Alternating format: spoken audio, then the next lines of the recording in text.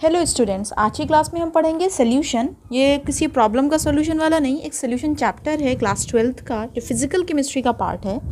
तो सोल्यूशन में क्या पढ़ना है, हमें सोल्यूशन क्यों पढ़ना है, हम सब इस क्लास में डिस्कस करेंगे। सोल्यूशन क्या होता है? सोल्यूशन आपको ही पता होगा, जैसे आप लोग जानते हैं salt plus water it's also a solution, salt plus water, sugar plus water it is also solution, sand and water it is also solution. तो आपको देखने को क्या मिलेगा, ये जो कॉम्बिनेशन है इनकी कॉम्बिनेशन। सोल्यूशन का मतलब क्या है? एडिशन ऑफ टू और मोर सब्सटेंसेज। क्या क्या ऐड करेंगे आप? टू और more substances is to be added. दो और दो से ज़्यादा सब्सटेंसेस को अगर आप ऐड करेंगे तो उसको आप सोल्यूशन कहेंगे। ठीक है, जैसे इसके अंदर एक अमाउंट होता है जो कम में होगा, दूसरा क्या होगा जो लार्ज अमाउंट में होता है। यानी कि सोल्यूशन किसका कॉम्बिनेशन है? Solute plus of solvent. अब सोल्यूट और सॉल्वेंट क्या होता है? इन दोनों के कॉम्बिनेशन से हमको मिलता है सोल्यूशन। सोल्यूट क्या होगा?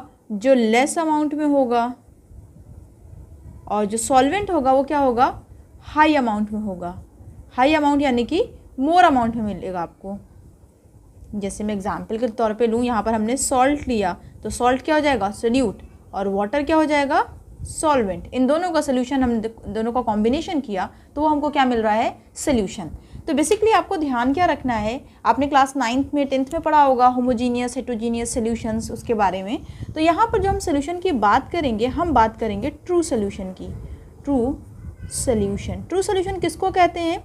ट्रू सोल्यूशन उसको कहते हैं जिसको सेपरेट कर पाना बहुत मुश्किल हो और जो कम्प्लीटली मिजिबल हो एक दूसरे के अंदर। ठीक है ना? ट्रू सोल्यूशन जैसे आप यहाँ पर अगर मैं इसको क्लासिफाई कर दूँ होमोजीनियस और हेट्रोजीनियस के फॉर्म में, तो ये वाला आपका होमोजीनियस हो जाएगा, ये वाला आपका हेट्रोजीनियस हो जाएगा। Homogeneous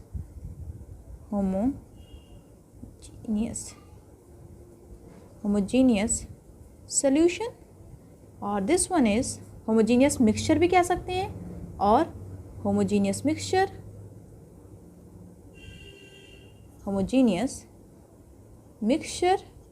this one is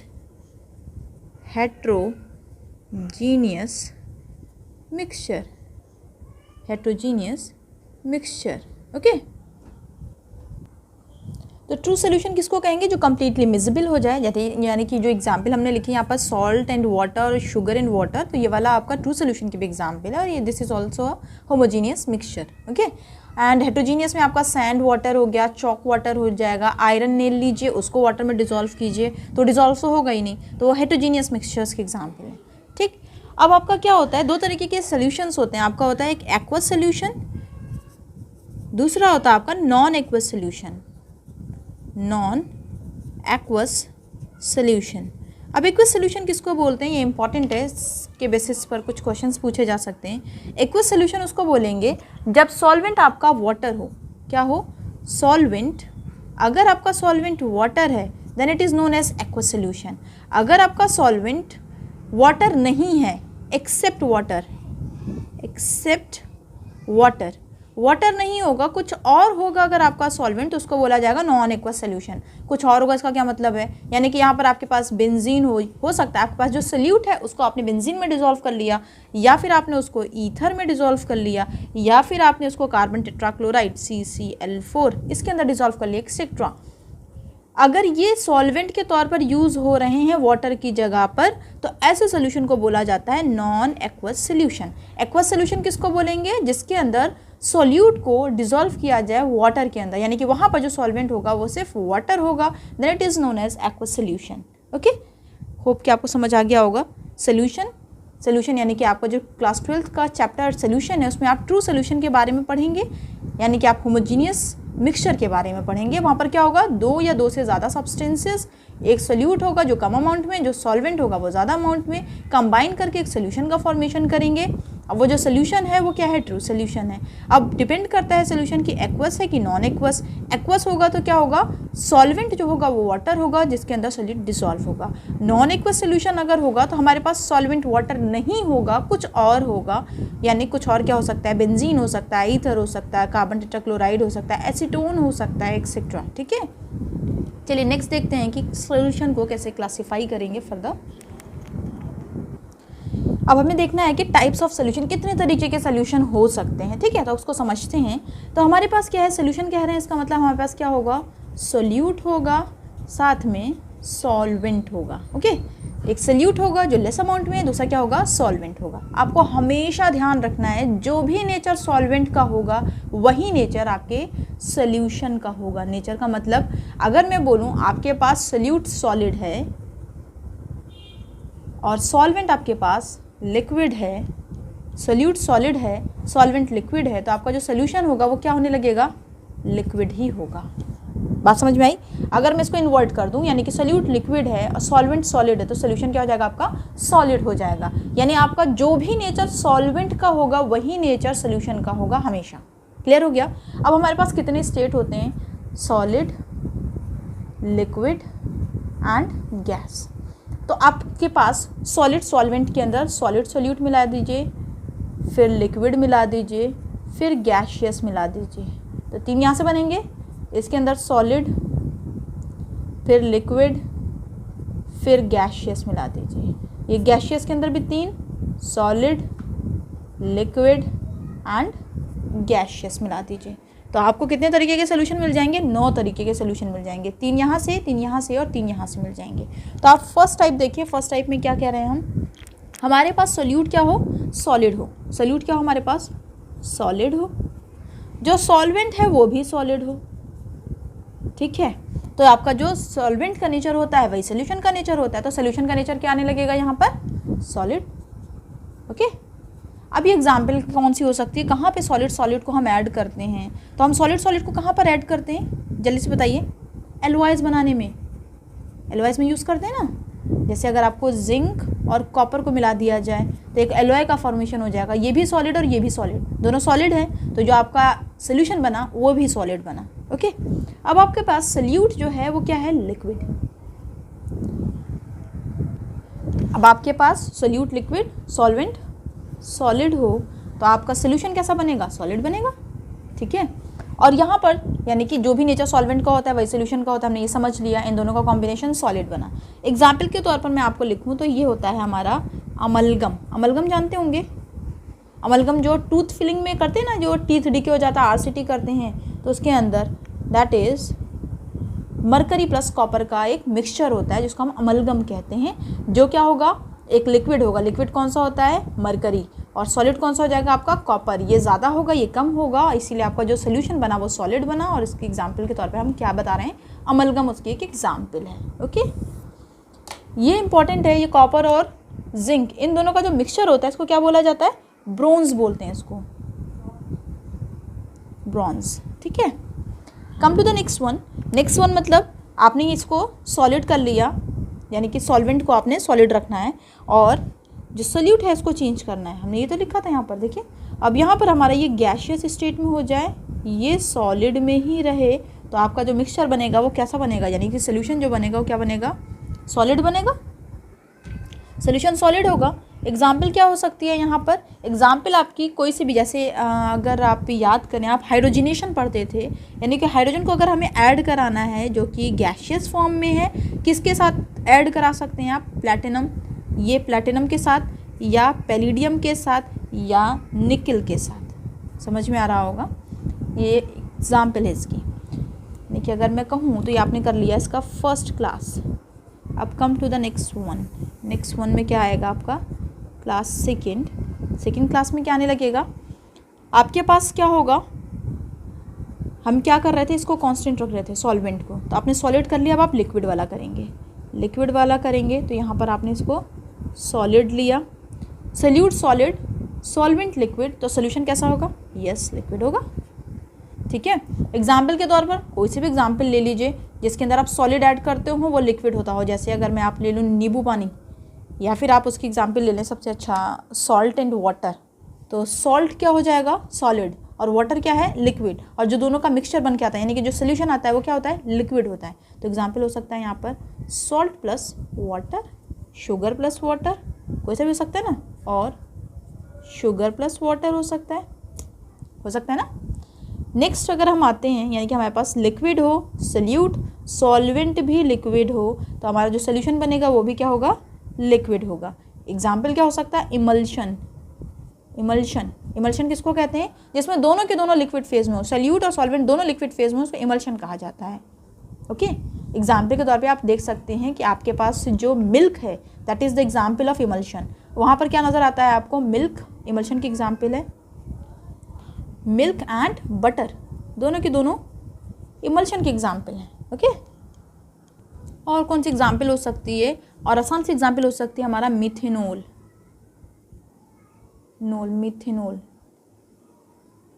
methanol plus of water, ethanol plus of water, ये कंप्लीटली मिजिबल होते हैं। मिथेनॉल, इथेनॉल, शायद आपने लैब में देखा होगा, इथेनॉल का सोल्यूशन चपटी सी बॉटल होती है, उसके अंदर रखा होता है, ट्रांसपेरेंट वाइट बॉटल होगी, उसके अंदर रखा होता है, उसको वाटर के अंदर डिजोल्व करेंगे तो आपको कंप्लीटली मिजिबल नज़र आएगा, आप उसको सेपरेट नहीं कर सकते, अलग नहीं करेंगे, बहुत ठंडा ठंडा सा होता है छूने में, और स्मेल जो आती है बिल्कुल वो फ्रूट्स की जैसे शॉप पर आती है वैसे स्मेल आती है, फ्रूटी स्मेल आएगी इसके अंदर। ओके, नेक्स्ट करते हैं, नेक्स्ट में क्या है हमारे पास, अब ये क्या हो जाएगा हमारे पास, गैस, सॉल्वेंट हमारा liquid, then solution is liquid, solution liquid हो जाएगा ना। यहाँ पर इसकी एग्जाम्पल क्या होगी आपकी, यानी कि ये गैस लिक्विड क्या हो सकती है, जैसे अगर आप लोग कोल्ड ड्रिंक की बॉटल लेते हैं तो उसके अंदर कार्बन डाइऑक्साइड गैस होती है along with water along with solution, लिख लीजिए कोल्ड ड्रिंक के अंदर आप ये देख सकते हैं कार्बन डाइऑक्साइड गैस होती है उसके अंदर, यानी कि आप जो गैस है वो लिक्विड के अंदर डिजोल्व्ड है, देखा होगा। अगर आप उसको बहुत देर तक शेक करेंगे और उसका कैप ना खोलें तो वो ब्लास्ट हो जाएगी क्योंकि प्रेशर बहुत ज़्यादा डेवलप हो जाएगा। ठीक है, तो कार्बन डाइऑक्साइड गैशियस फॉर्म में और लिक्विड क्या है वहाँ पर, सोल्यूशन है। कौन सा सोल्यूशन, कोल्ड ड्रिंक का सोल्यूशन, कोई से भी कोल्ड ड्रिंक का सोल्यूशन ले लीजिए आप, तो उसके अंदर वो सोल्यूशन है। या दूसरी एग्जाम्पल हम कह सकते हैं कि oxygen, dissolve oxygen in water, O2, ये डिजोल्व होती है पानी के अंदर, डिजोल्व होती है, ये भी इसकी एक एग्जाम्पल है। क्लियर हो गया। Come to the next one, next करेंगे तो क्या हो सकती है पॉसिबिलिटीज़। अब नेक्स्ट हमारे पास क्या बचा, लास्ट स्टेज में क्या क्या है हमारे पास, लास्ट स्टेज में क्या है हमारे पास, यानी कि यहाँ पर सॉलिड होगा, ये क्या सॉलिड होगा, सोल्यूट सॉलिड होगा। सॉल्वेंट कैसा होगा आपका, सॉल्वेंट होगा आपका गैशियस, तो आपका जो प्रोडक्ट यानी कि जो सोल्यूशन आएगा वो कैसा होगा, गैशियस होगा। एग्जाम्पल क्या हो सकती है यहाँ पर एग्जाम्पल हो सकती है कैम्फर की। कैम्फर तो जानते होंगे, एडिन वेपर इन एयर, कैम्फर तो सभी जानते होंगे, जो कपड़ों में रखा जाता है ना, विंटर्स के कपड़े रख दिए जाते हैं उसको लपेट करके, तो आप देखते होंगे तो वहाँ पे वाटर ड्रॉपलेट नहीं मिलती है आपको कभी भी, वो सॉलिड से डायरेक्टली कन्वर्ट हो जाती है गैस के अंदर। ठीक है, तो कैम्फर इसकी बेस्ट एग्जाम्पल हो गई। दूसरा आपके पास सोल्यूट क्या हो जाए, लिक्विड, और सॉल्वेंट क्या हो, गैस, तो आपका जो सोल्यूशन बनेगा वो कैसा होगा, गैशियस ही होगा। तो यहाँ पर क्या है हमारे पास, सोल्यूट, लिक्विड, सॉल्वेंट, गैस, तो आपका जो सोल्यूशन होगा वो गैशियस फॉर्म में होगा। ठीक है, यानी कि यहाँ पर जो हम सोल्यूशन कह रहे हैं इसको आप टाइप ऑफ सोल्यूशन भी कह सकते हैं। तो आप टाइप ऑफ सोल्यूशन में क्या लिखेंगे, लिक्विड इन गैस, आपको कुछ ड्रॉपलेट नज़र आएंगे लिक्विड की, क्योंकि सोल्यूट जो है वो कुछ फॉर्म में नज़र आता है ना, तो बेस्ट एग्जाम्पल क्या हो जाएगी इसकी, ह्यूमिडिटी तो जानते होंगे आप, नमी, बरसात में बहुत महसूस की होगी आपने। तो गैस जो है, एयर क्या है, गैशियस मॉलिक्यूल है, उसके अंदर कुछ वाटर ड्रॉपलेट आपको महसूस होता है ना, कुछ नमी ठंडक होती है, तो उसको कह रहे हैं यहाँ पर ये कि लिक्विड इन गैस। लिक्विड क्या होगा, लेसर अमाउंट में, गैस क्या होगा, लार्जर अमाउंट में। तो यहाँ पर जो सोल्यूशन बनेगा लिक्विड इन गैस का, जो उसका नेचर होगा वो गैशियस होगा, क्योंकि जो सॉल्वेंट का नेचर होता है वही सोल्यूशन का नेचर होता है। और ये क्या हो जाएगी एग्जाम्पल, यहाँ पर ह्यूमिडिटी की एग्जाम्पल हो जाएगी। ठीक है, नेक्स्ट वन आते हैं, आपके पास सोल्यूट भी गैस में, सॉल्वेंट भी गैस में, तो सोल्यूशन ऑब्वियस है कि वो भी गैशियस फॉर्म में ही एग्जिस्ट करेगा। इसकी एग्जांपल कौन सी हो जाएगी, गैस, यानी कि सोल्यूट भी गैस, सॉल्वेंट भी गैस, और सोल्यूशन जो बनेगा यानी कि टाइप ऑफ सोल्यूशन, सोल्यूशन की जगह मैं चाहूँ तो यहाँ पर टाइप ऑफ सोल्यूशन भी लिख सकती हूँ। तो टाइप ऑफ सोल्यूशन जब लिखेंगे तो ये हो जाएगा गैस इन गैस, समझ में आ रहा होगा आपको। खैर, तो ये भी गैस हो जाएगा। जब सारे के सारे गैशियस फॉर्म में, तो आप एग्जाम्पल क्या बेस्ट ले सकते हैं, आप बेस्ट एग्जाम्पल ले सकते हैं एयर की। क्यों, एयर क्या है, गैस, उस गैस के अंदर आपने क्या क्या ऐड कर दिया, लेट्स सपोज हमने, यानी कुदरत ने ऐड किया ऑक्सीजन, हम बुरे लोग हमने ऐड कर दिया कार्बन डाइऑक्साइड। हम क्या कर रहे हैं, एडिशन कर रहे हैं, गैस को गैस में ऐड कर रहे हैं। और क्या हो सकता है, नाइट्रोजन ऐड हो सकता है, नाइट्रोजन डाइऑक्साइड ऐड हो सकता है, सारे के सारे क्या हैं, सब गैस हैं। तो गैस का गैस में एडिशन हो जाना, ये किसकी एग्जाम्पल हो जाएगी? गैस इन गैस फेज की। ठीक है, तो ये हो गया type of solution. Type of solution किस बेसिस पर? कि सोल्यूट कैसा होगा, सॉल्वेंट कैसा होगा, नेचर ऑफ सोल्यूशन किस तरीके का होगा। क्लियर हो गया आपको? तो ये तो आपने पूरा पढ़ लिया टाइप ऑफ सोल्यूशन किस तरीके से होगा। और नेक्स्ट क्लास में हम पढ़ेंगे solution type on the basis of their concentration, यानी कि अगर हम सोल्यूशन की बात करें तो कंसंट्रेशन के बेसिस पे किस तरीके से कह सकते हैं। एक चीज़ और इम्पॉर्टेंट फैक्टर है यहाँ पर जो समझना ज़रूरी है। सोल्यूशन चैप्टर से क्वेश्चन ये था कि which one is more soluble. Question यानी कि आपको जो दिया हुआ था वहाँ पर वो दे रखा था, let's suppose this one is water and that water consist of, ये वाटर है, इस वाटर के अंदर हमने ऐड कर दिया ग्लूकोज, ये ज़्यादा सॉल्युबल होगा या वाटर के अंदर आपने ऐड कर दिया ग्लाइकॉल। ठीक है, कौन सा ज़्यादा सॉल्युबल होगा? तो किस तरीके से बता सकते हैं कि कौन ज़्यादा सॉल्युबल होगा, कौन ज़्यादा मिजेबल होगा और कौन कम मिजेबल होगा?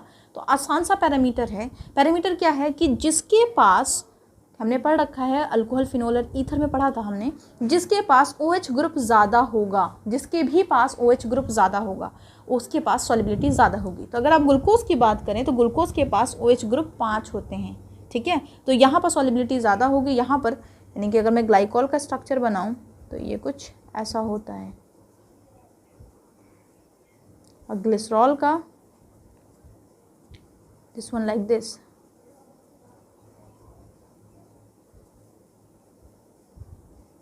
ठीक है, तो आपने एग्जाम्पल देख लिया। यहाँ पर आपके पास OH कितने हैं? OH मॉलिक्यूल 3 हैं। यहाँ पर आपके पास OH मॉलिक्यूल 2 हैं।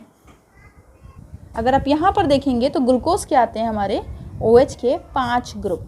तो जितना ज़्यादा OH ग्रुप होगा उतनी ज़्यादा सॉल्युबिलिटी होगी। ऐसा क्यों होता है? ऐसा इस वजह से होता है, लेट्स सपोज कि यहाँ पर आपने ये जो ग्लूकोज या फिर इसी की एग्जाम्पल ले लीजिए,